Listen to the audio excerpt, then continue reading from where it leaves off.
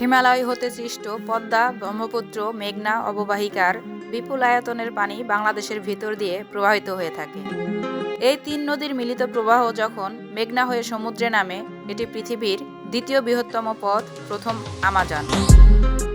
ভাটির দেশ হিসেবে ভৌগোলিকভাবে অসুবিধাজনক অবস্থানে থাকা ও ভারতের একাধিক বাঁধের কারণে বাংলাদেশে প্রতি বছরই বন্যা হচ্ছে।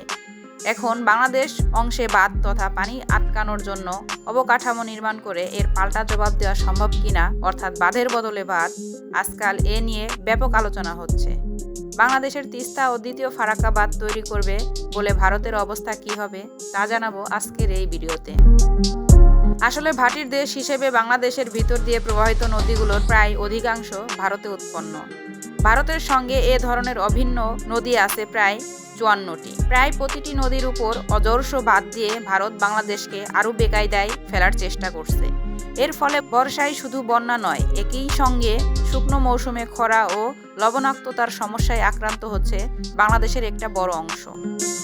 পানির মতো একটি অমূল্য সম্পদের নিয়ন্ত্রণ হাতে পেয়ে ভারত যা ইচ্ছে তাই করছে। ন্যায্য হিস্সাটুকু বাংলাদেশকে দিচ্ছে না। আইন আদালত সমঝোতা করতে করতে কেটে গেল 50 বছর।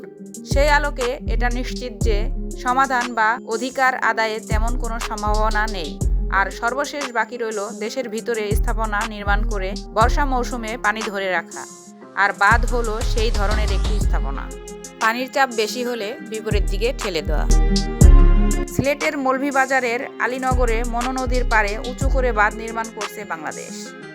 বন্যা থেকে সেখানকার মানুষকে রক্ষায় এই বাঁধটি উঁচু করা হচ্ছে। এ নিয়ে উদ্বিগ্ন হয়ে পড়েছে ভারত।